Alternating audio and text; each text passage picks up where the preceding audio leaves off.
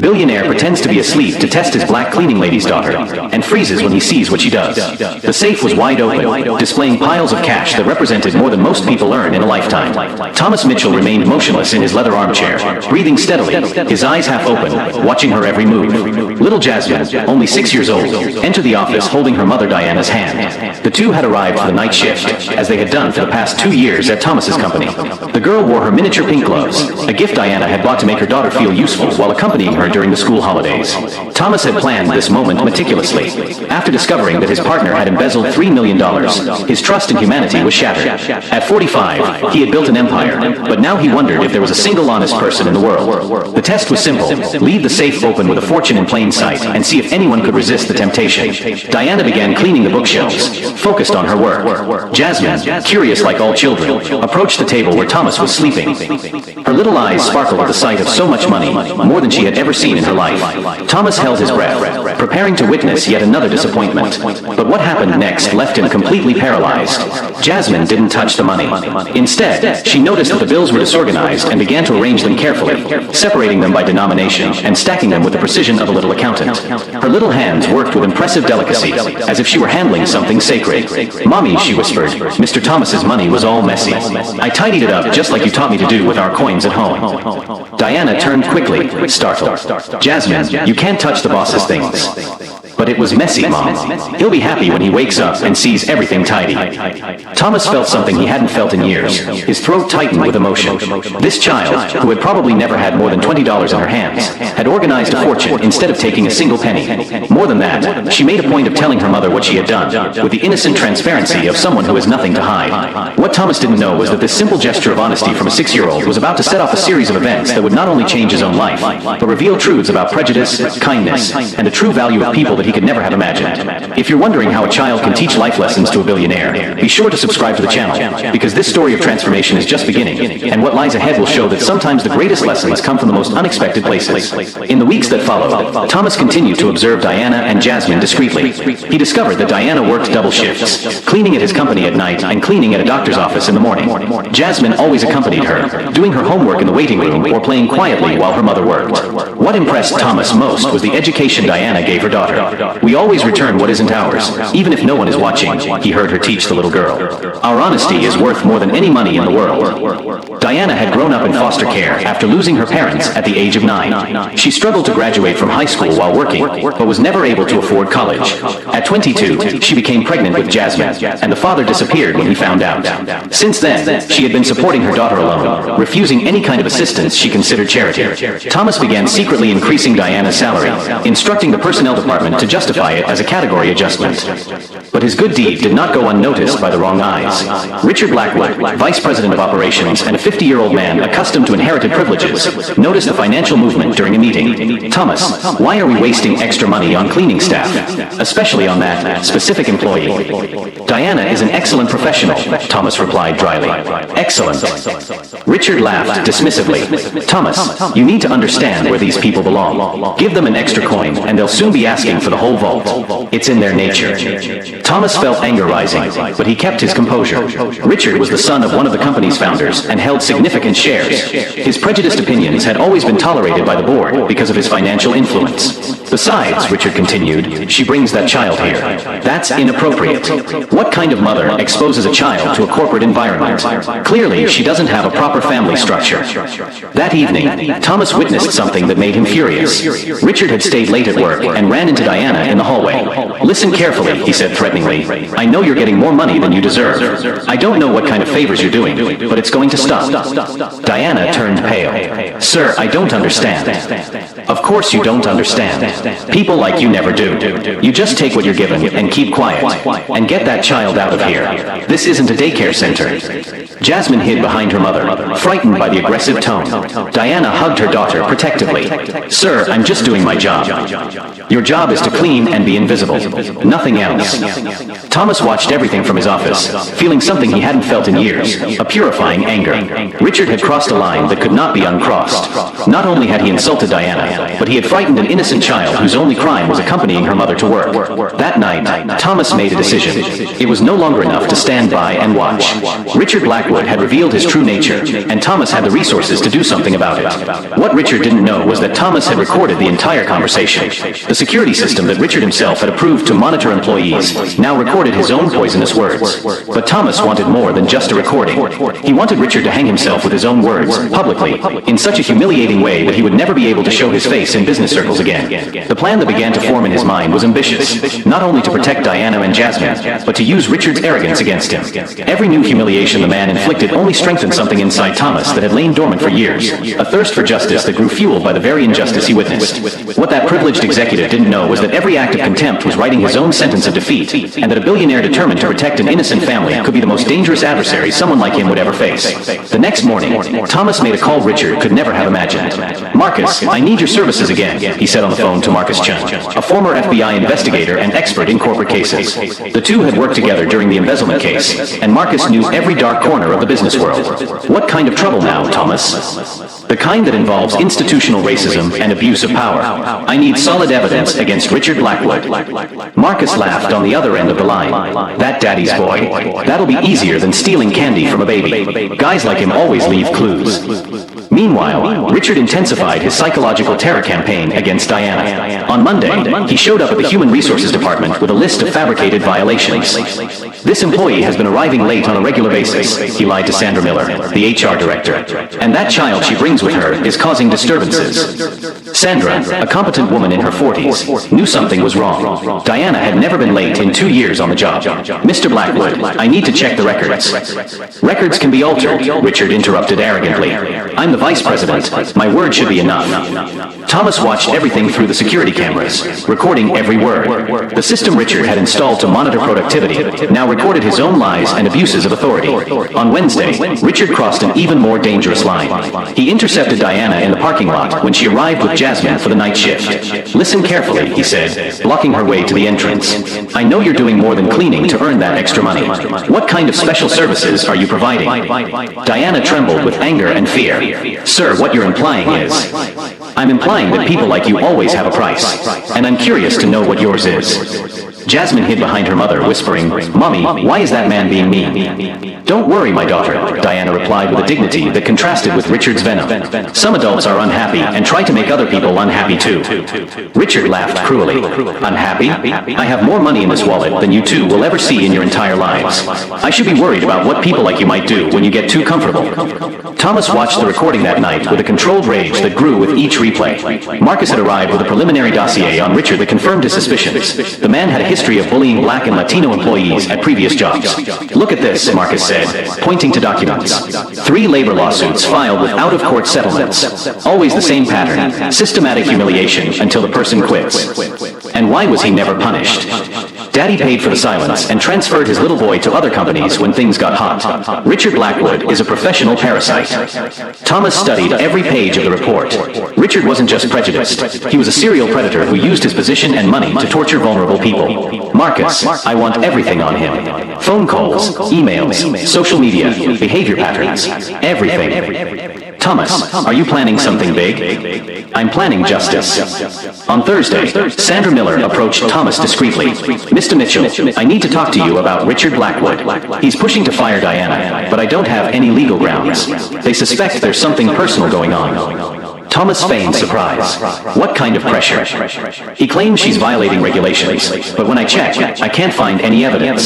Yesterday, he suggested that people like her shouldn't have access to administrative areas after business hours." "People like her?" Sandra hesitated. "Sir, I believe there are discriminatory implications in his conduct." It was the opening Thomas needed. "Sandra, if you suspect discrimination, you need to document everything officially. Open an internal investigation." "But he's the vice president. And I'm the president. Document everything." That night, Thomas implemented phase 2 of his plan. He instructed the IT department to install additional microphones in areas where Richard had been known to intimidate employees. Officially, it was an improvement to the security system. In reality, it was a digital trap. Friday night, when Richard thought he was alone in the office, he made a phone call. Thomas heard everything through the audio system. "Dad, that situation we talked about. Yes, the black cleaning lady. She's becoming a problem. I need you to use your contacts to create some legal difficulties for her. Suspicion of theft, problems with documentation, anything that will force her to resign. His father's voice echoed through the speaker. Richard, are you sure you're not overreacting? A mere cleaning lady. Dad, it's a matter of principle. If we allow these people to feel too comfortable, soon they'll be demanding rights they don't deserve. It's better to take care of this before other employees, similar ones, start getting ideas. Thomas recorded every word, feeling a cold satisfaction. Richard had just confessed to conspiracy to fabricate evidence and explicit racial discrimination. Marcus showed up at Thomas's office on Monday morning with a briefcase full of evidence. Thomas, you won't believe what I found. Richard has posts on private social media that are true supremacist manifestos. Conversations in closed groups where he and other executives make jokes about black employees. There's more. I found out that he used his father's influence to sabotage black candidates in other companies' selection processes. There's a 15-year pattern of systematic discriminatory behavior. Thomas examined screenshots of conversations where Richard wrote things like, "Need to keep those monkeys in their place, and the only way to deal with these people is to show them who's boss from the start." Marcus, this is gold. Wait, there's more. He's planning something against Diana for this week. I intercepted messages from him organizing a staged theft. Thomas felt the blood drain from his face. What do you mean? He's going to plant something expensive in her cleaning supplies and then discover it publicly. He'll call the police, make a scene, humiliate her in front of everyone. At that moment, Thomas realized that Richard had completely underestimated who he was dealing with. The man thought he was dealing with a distracted boss and a defenseless employee. He had no idea he was walking straight into a trap that had been 15 years in the making. Thomas looked at Marcus with a smile that didn't reach his eyes. Perfect. Let him try. The further he goes, the harder he'll fall. What Richard Blackwood didn't know was that every cruel move he made was being meticulously documented by someone who had turned protecting the innocent into an exact science, and who had unlimited resources to ensure that justice was served in such a devastating way that it would become legendary in business circles. The following Tuesday, Richard executed his sordid plan with the arrogant confidence of someone who had never faced real consequences. At 8 o'clock that evening, when Diana and Jasmine arrived for their cleaning shift, he had already planted a $15,000 Rolex watch in the cleaning cart. Perfect, Richard muttered to himself, watching from the security cameras. I'll give her 15 minutes to start work, then I'll catch her red-handed. What Richard didn't know was that Thomas was upstairs, watching his every move on high-resolution monitors. Marcus Chun was strategically positioned in the parking lot with a van full of recording equipment. 3 investigative journalists, discreetly contacted by Thomas, waited outside the building. Marcus, he just planted the watch, Thomas reported via radio. Activate the additional recordings. Confirmed. All the extra cameras are working. We have angles he doesn't even know exist. At 8:20, Richard descended to the office where Diana was quietly cleaning while Jasmine did her homework at a nearby table. He brought 2 security guards with him and pretended to be conducting a routine inspection. "Mrs. Diana," Richard said with false courtesy, "I need to check your cleaning supplies. We've had reports of missing items." Diana stopped cleaning, confused. "Mr. Blackwood, I don't understand." "It's standard procedure," Richard lied, walking directly to the cart where he had planted the watch. "Ah, how interesting. What's this?" He removed the Rolex with exaggerated theatricality, as if he had just discovered the Holy Grail. "Diana Jefferson, this is a $15,000 watch that went missing from Mr. Mitchell's office yesterday." Diana turned completely pale. "I've never seen this watch in my life." "Of course not," Richard said with poisonous sarcasm. "It just appeared on your cart, didn't it?" Jasmine stood up from her chair, frightened. "Mommy, what's going on?" "Be quiet, child," Richard ordered brutally. "Your mother will have to come with us to explain how expensive items magically appear in her materials." One of the security guards had already picked up the phone to call the police, exactly as Richard had instructed. "Police? We need to report a theft in progress." It was at that moment that Thomas appeared at the office door with Marcus and 3 people Richard didn't immediately recognize. "Richard," Thomas said with a calmness that made Richard's blood run cold, "I think you should hang up that phone." "Thomas, I'm glad you're here. We caught your employees stealing your watch." Thomas laughed, a cold sound that echoed through the silent office. "My watch?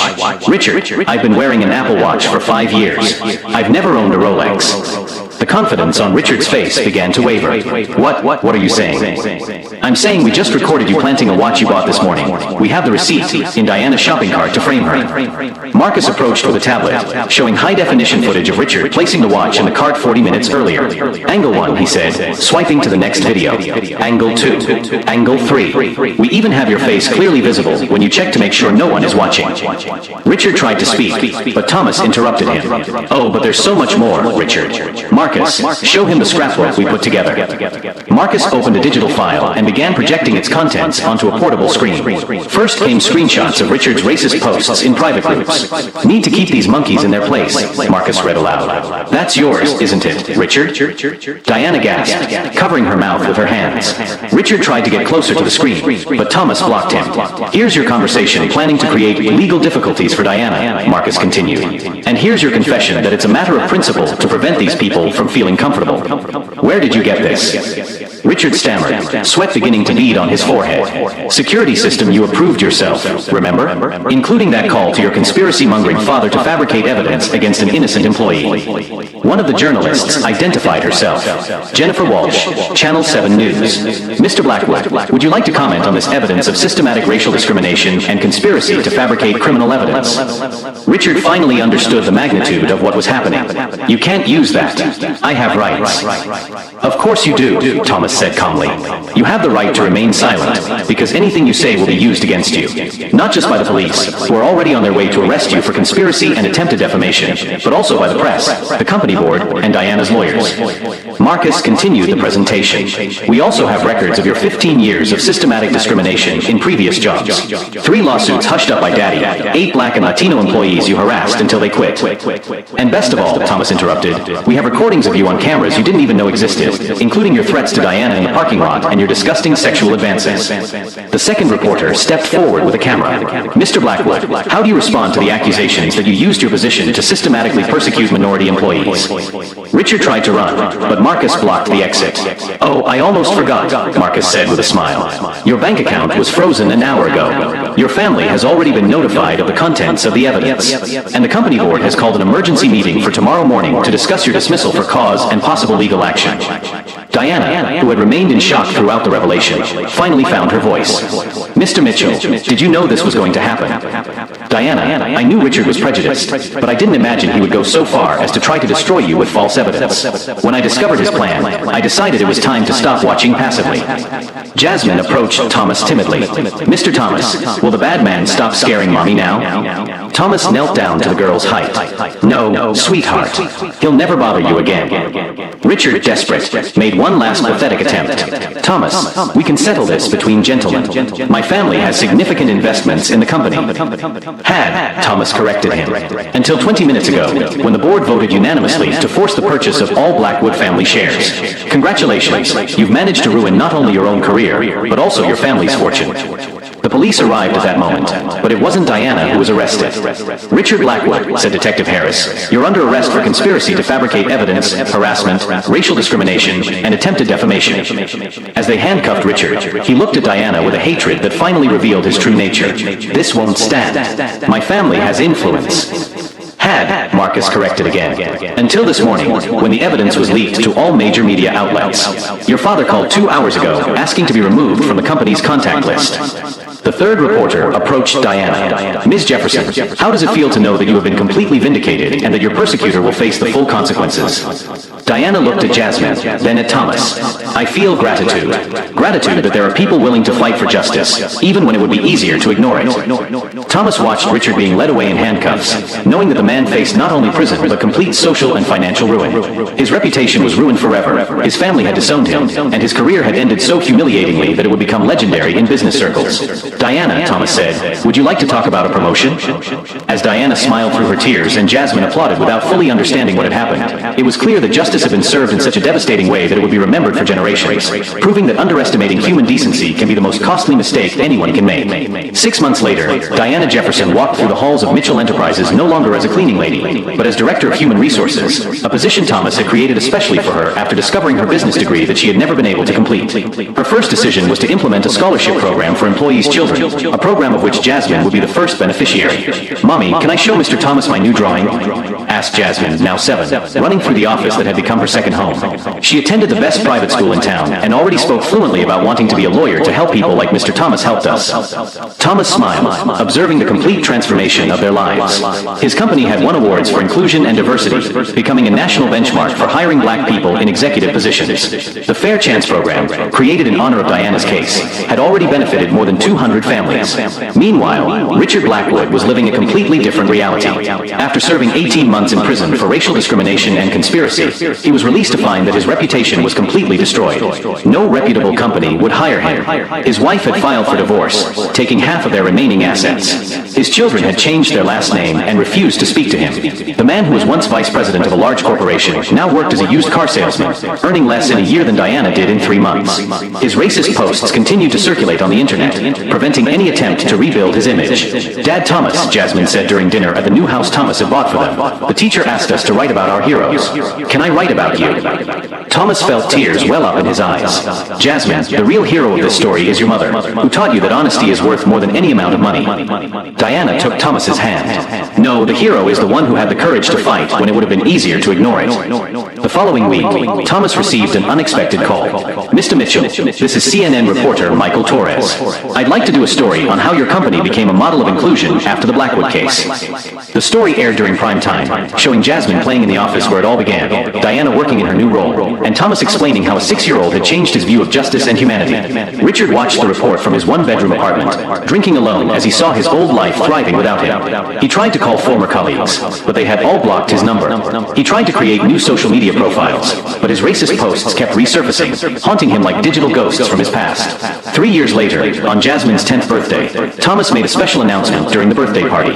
"Jasmine, Diana, you have changed my life in ways I can never fully repay. That is why I have created the Jasmine Jefferson Educational Fund, which will provide college scholarships to talented young black people for the next 50 years. Jasmine ran to hug him. "Thank you for believing in us when no one else did." That same day, Richard was trying to get a job at a gas station, but was rejected after the manager Googled his name and found the famous article about racial discrimination. His fall had been so complete in public that it became a case study in business schools about how prejudice and arrogance can destroy entire careers. Thomas realized that true revenge was never about destroying Richard. It was about building something bigger than he could ever imagine. He turned an ordinary company into a symbol of social justice, created opportunities for hundreds of people, and proved that integrity leads to genuine prosperity. "The honesty of a 6-year-old taught me that the best response to hatred is love in action," Thomas said during a speech at Harvard University. "Richard tried to bring us down, but he ended up lifting us to heights we never dreamed we could reach." Today, Jasmine is attending a prep school bound for Harvard. Diana has an MBA and is nationally recognized for her innovations in human resources. And Thomas has been honored by the government for his contributions to racial equality in the corporate environment. Richard? He still lives alone, working odd jobs, remembered only as an example of what happens when someone underestimates the power of human decency combined with the determination to do what is right. True justice was not Richard's imprisonment or his financial ruin. It was proving that kindness, when protected by strength, builds legacies that inspire generations. If this story of transformation touched your heart, subscribe to the channel to discover more stories that prove that doing good is always worth it, even when it seems impossible.